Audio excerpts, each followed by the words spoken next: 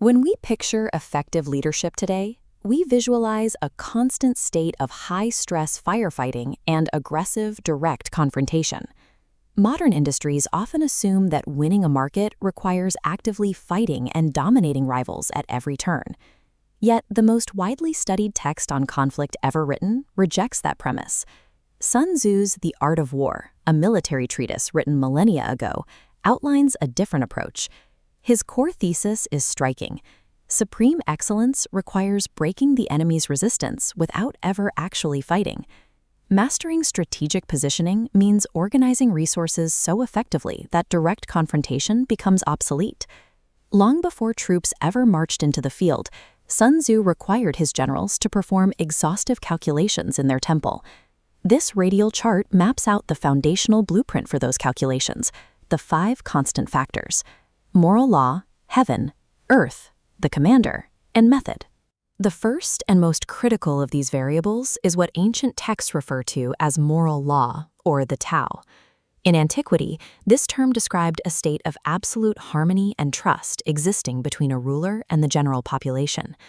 In a modern corporate setting, this translates to deep organizational culture and unbroken internal alignment among a team. If a team is internally fractured, a leader stands virtually zero chance of successfully executing strategy against external competitors. Once internal alignment is secured, strategic focus shifts outward. Success requires a deeply accurate assessment of both your own capabilities and your opponent's vulnerabilities. Strategic advantage requires deliberately concealing your true resources and intentions from competitors. This concept is captured in a classic tactic from the 36 stratagems: deceive the heavens to cross the ocean. In business, this means utilizing misdirection and controlling public information to lull rivals into a state of complacency. By the time you execute your decisive move, your competitor should be unaware that a threat even existed. Even with perfect alignment and information control, relying on rigid, inflexible plans in a rapidly shifting market usually leads to failure. For decades, conventional strategy mirrored mid-century warfare, prioritizing massive, centralized forces and heavy, linear momentum to crush through defenses. Today, military thinkers have developed a counter-strategy designed to tear apart those rigid systems, known as mosaic warfare. Instead of building a single force, mosaic warfare relies on shattering that structure into dozens of smaller, adaptable nodes. This decentralization accelerates the OODA loop, the cycle of observe, orient, decide, and act, allowing individual field units to process data and execute localized decisions faster than a centralized command.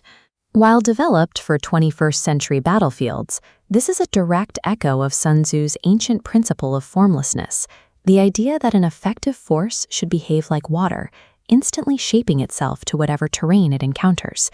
A leader who builds a fluid, decentralized team empowers them to naturally outmaneuver and flow around any rigid, top-down competitor. Synthesizing internal alignment, guarded information, and fluid adaptability changes the nature of the conflict. You establish a strategic superiority so complete that the outcome is decided long before a formal confrontation even begins. Sun Tzu visualized this state of superiority by describing a heavy boulder poised at the top of a steep mountain. Once that boulder is pushed, the resulting destruction isn't caused by the act of rolling. Gravity and initial positioning guaranteed the outcome. When faced with a massive crisis or a looming market conflict, an effective leader pauses. They analyze the board and shift their team's positioning, rearranging the variables until the fight becomes unnecessary.